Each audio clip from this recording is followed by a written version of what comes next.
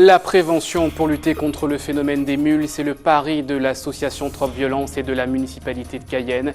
Des rencontres au cœur des quartiers sont organisées depuis le début des vacances. Aujourd'hui, les bénévoles étaient au quartier à Pounou. Pierre Gattaz en Guyane. Pour son deuxième jour de visite, le président du MEDEF a tenu une conférence de presse à Cayenne ce matin et a rencontré Hélène Sierder, la première vice-présidente de la collectivité de Guyane. Au menu, les pistes de développement économique pour la Guyane. Et puis, réouverture du centre aquatique Ravine Chaude en Guadeloupe. Après 11 ans d'absence, le complexe a fait peau neuf et propose de se baigner dans une eau issue du volcan La Soufrière. Température de l'eau, 33 degrés. Voilà pour les titres, bonsoir à tous. D'abord, cette chasse à l'homme en Martinique, un individu fiché S est activement recherché par les autorités.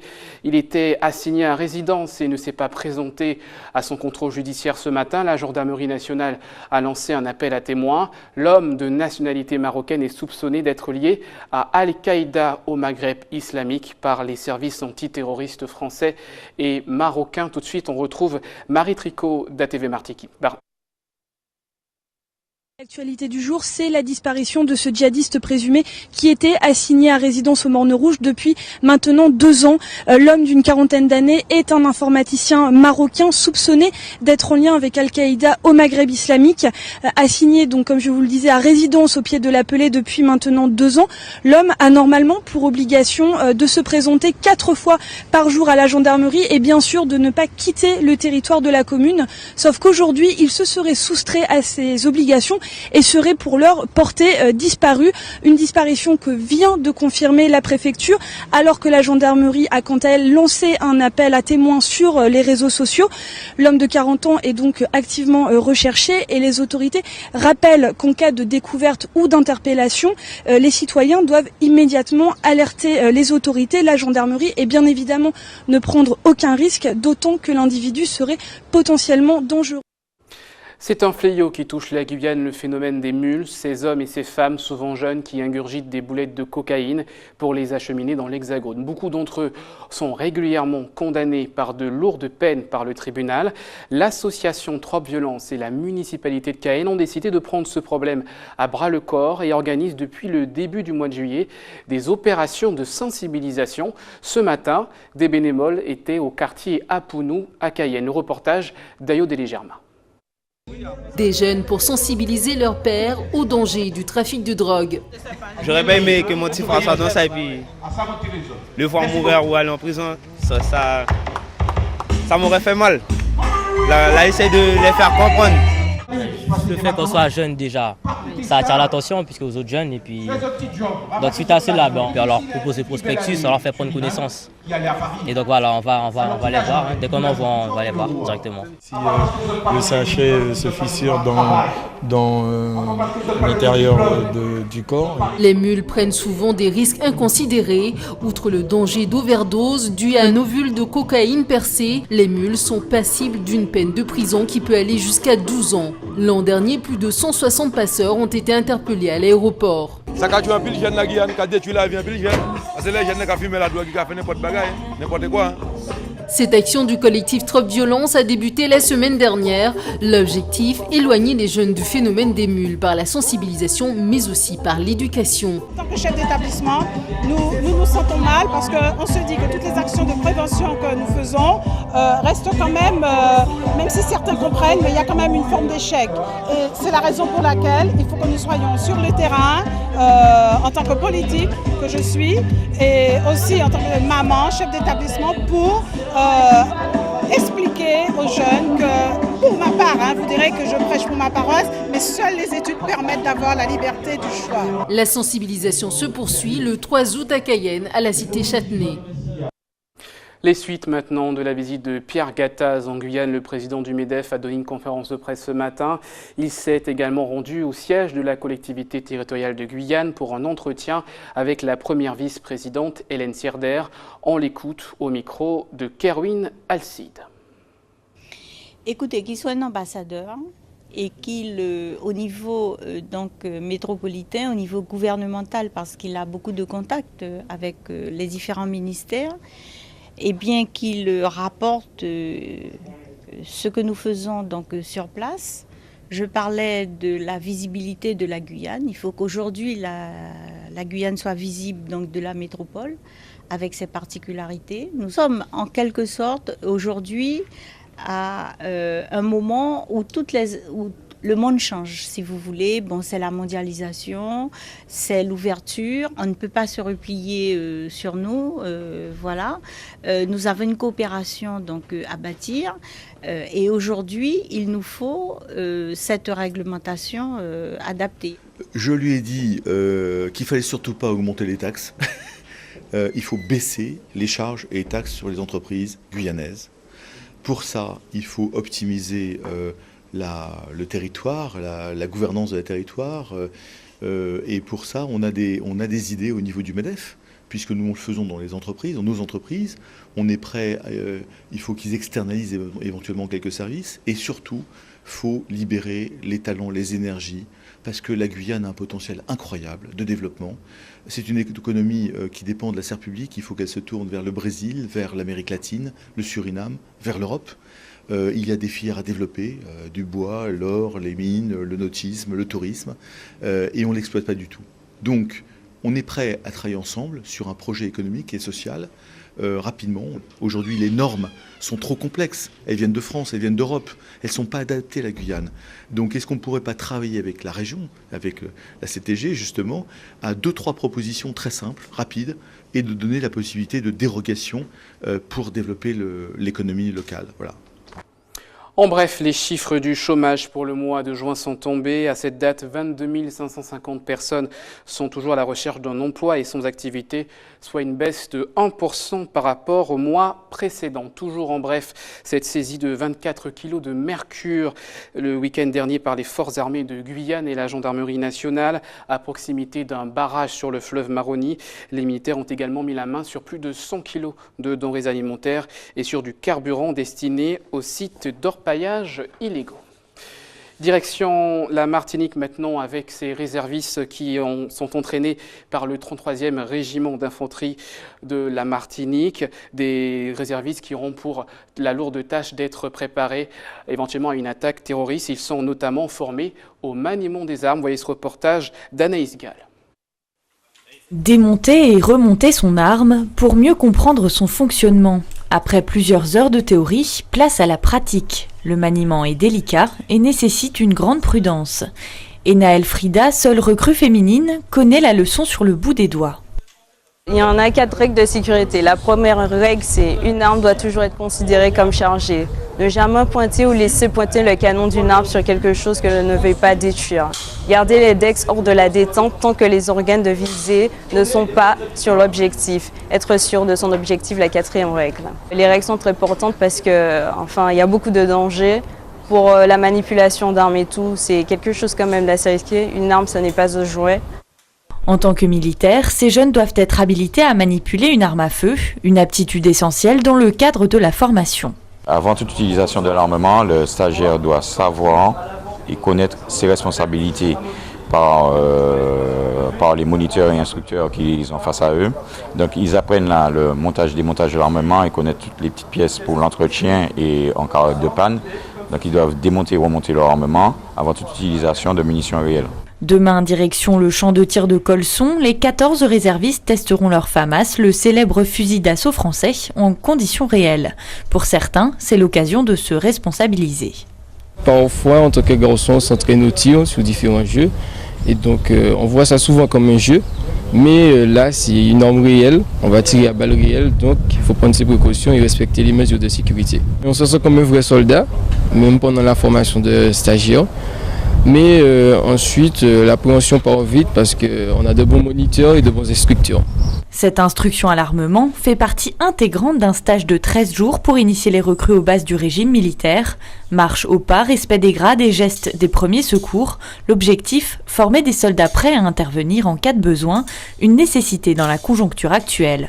Vous avez entendu un peu le souhait de notre chef des armées, donc le président de la République, c'est qu'aujourd'hui il a souhaité un renfort des unités par des réservistes et ces réservistes vont servir ici renforcer le régiment pour pouvoir aider la population en cas de catastrophe naturelle, mais servira aussi pour l'opération Sentinelle dans l'Hexagone, servira pour Vigipirate.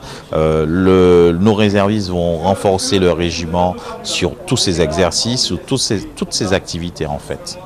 Dans quelques jours, ces jeunes viendront renforcer les rangs des 180 réservistes du 33e RIMA. Ils seront ensuite mobilisés entre 30 et 90 jours par an. En Guadeloupe, c'est un peu un retour aux sources. Après 11 ans de fermeture et de nombreux travaux, le centre aquatique Ravine Chaude a rouvert ses portes hier. Particularité, l'eau des bassins a une température de 33 degrés et provient du volcan La Soufrière. Le reportage d'Isabelle Hameau et de Moïse Dexter. Après 11 ans, cette famille revient ici sur le site de la Ravine Chaude, lieu dédié au bien-être et à la relaxation dans ce bassin de 1,30 m équipé d'un jacuzzi, ou encore aux activités aquatiques dans cet autre bassin. Un véritable retour aux sources pour l'UDG. C'est beaucoup mieux. C'est beaucoup mieux. Le bassin c'est plus agréable, c'est plus espacé. Le grand bassin, par contre, c'est moins chaud que l'autre bassin. Mais c'est agréable, c'est à la bonne température. Il n'y a aucun problème, on se relaxe. C'est fait. Ici, maillots et bonnets de bain sont obligatoires. Les shorts de bain sont interdits.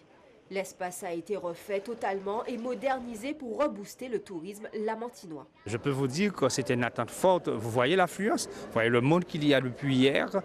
Donc c'est une attente très forte de la population, une attente très forte de la Guadeloupe et voire même des touristes qui viennent un peu de partout et d'ailleurs pour profiter bien sûr de notre bain thermal de Ravine Chaude. Ravine Chaude est un produit exceptionnel en termes touristiques qui fait que Lamentin se différencie.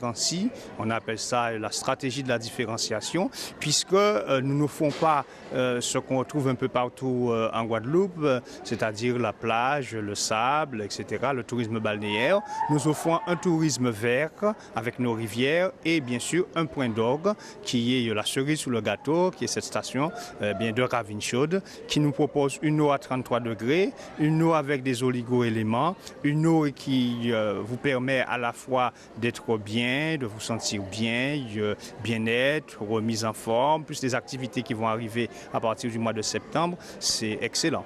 Et le public s'y plaît. Je trouve que quand même, c'est pas mal. Vraiment, c'est vraiment agréable, surtout le jacuzzi, c'est relaxant, vraiment. Et j'espère qu'ils vont faire des horaires nocturnes, puisque après le travail, ce serait bien qu'on puisse se reposer, venir passer un bon moment ici. L'espace thermoludique est amené à évoluer. Sont prévues des salles de massage et spa. Aussi, un 3e bassin aqualudique, type piscine à vagues et toboggan. Ce rappel justement pour les vacanciers, vous avez la possibilité de signaler votre logement vide auprès de la gendarmerie ou de la police nationale. C'est l'opération Tranquillité Vacances. Le mode d'emploi avec Olivier Le Cardinal au micro d'Ayodélé Germain.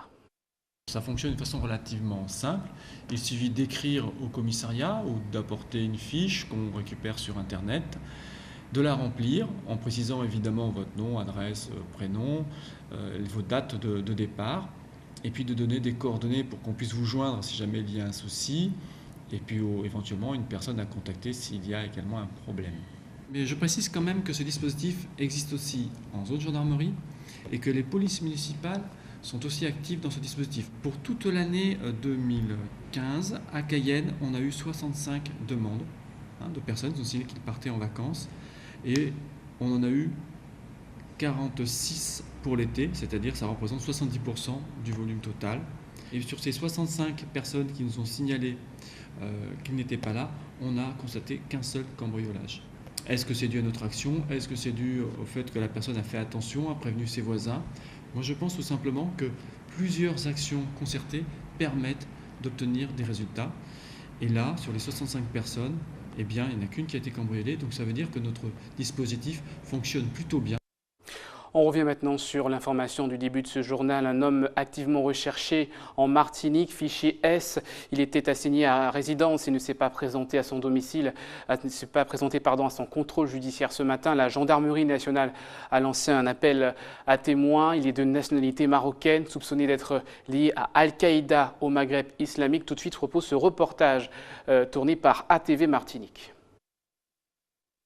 Ce visage est celui de l'homme le plus recherché sur l'île depuis ce matin. Rachid Rafa, 40 ans, de nationalité marocaine et informaticien de profession, ne s'est pas rendu à la gendarmerie pour signifier sa présence, comme il a l'obligation de le faire quotidiennement. Soupçonné d'être en lien avec Al-Qaïda au Maghreb islamique et d'avoir aidé l'organisation terroriste en propageant leurs messages sur le web, le ressortissant marocain est assigné à résidence au pied de la montagne Pelée depuis 2 ans. Après son interpellation sur le sol français, la Cour européenne des droits de l'homme avait refusé son extradition vers son pays d'origine, de peur qu'il puisse être torturé. L'homme a l'interdiction absolue de quitter le territoire de la commune et doit pointer à la gendarmerie 4 fois par jour. Seulement ce matin, aucune trace de Rafa. Les Péléens se sont réveillés au bruit des pales de l'hélicoptère qui quadrillait la zone. J'ai aperçu un hélicoptère qui faisait le tour de la montagne Pelée, de loin, d'Ajouba-Bouillon. Et tout à l'heure, ça fait 1 heure, je monte la côte et j'ai vu un gendarme qui m'a interpellé, quoi, pour savoir j'allais où. J'ai dit que moi je vais à la montagne Pelée, il m'a dit d'accord parce qu'il y a eu une évidence, un souci. Mais moi ça m'a fait style quoi en fait, parce que en tout cas ce matin l'hélicoptère et j'ai vu le gendarme, j'ai pensé qu'il y avait quelque chose qu'on fait de compte. Assigné à résidence dans cette auberge, le lieu est passé au peigne fin par la section de recherche de la gendarmerie. Très peu d'informations filtrent. Les gendarmes sont venus me voir pour voir si je l'avais vu. J'étais un peu surprise, mais comme je l'ai vu dimanche, alors ça m'a un petit peu... Parce que j'ai dit, mais qu'est-ce qu'il faisait là? Puisqu'il était sur la route, quoi. Il était où dimanche? Vous l'avez vu dans quel contexte? Parce que moi, je roulais et je l'ai vu, parce que je le connais. Discret, il ne parlait pas. Donc. Et comme j'allais des fois à l'auberge, récupérer des trucs, je le voyais, mais... Simplement, il y avait toujours des gendarmes à côté. Ce matin, quand je suis venu travailler, j'ai vu beaucoup de gendarmes dans les ronds-points. Ils étaient, comment dire, il y en avait beaucoup. En tout cas, il y avait l'hélicoptère aussi. Donc, au début, je croyais que c'était un contrôle, mais je pensais que c'était un contrôle, mais j'ai vu qu'après que les gens du Morne Rouge parlaient du présumé djihadiste. Le parquet a émis un mandat de recherche tandis que les forces de l'ordre ont lancé un appel à témoins via les réseaux sociaux. Ce soir, l'individu de 40 ans est toujours activement recherché. C'est ainsi qu'on referme cette édition. Je rappelle les principales informations. Une opération de sensibilisation contre les dangers de la drogue et ses trafics à l'initiative de l'association Trop Violence et de la municipalité de Cayenne. Ce matin, des bénévoles ont sillonné le quartier à Pounou avec comme message « Stop aux mules ». Une rencontre avec Hélène Sirdeir, une conférence de presse pour Pierre Gattaz, le président du MEDEF France en visite en Guyane jusqu'à demain. Le patron des patrons a livré quelques pistes pour le développement économique de la Guyane. Et puis nous sommes partis en Guadeloupe pour le centre aquatique Ravine Chaude qui propose un bain de fraîcheur, non pas de fraîcheur mais de chaleur avec de l'eau à température de 33 degrés. Donc pour ce centre aquatique qui ouvre après 11 ans de fermeture. Dans quelques instants, l'information nationale, internationale avec BFM TV. Quant à nous, on se retrouve demain. Bonne soirée sur ATV.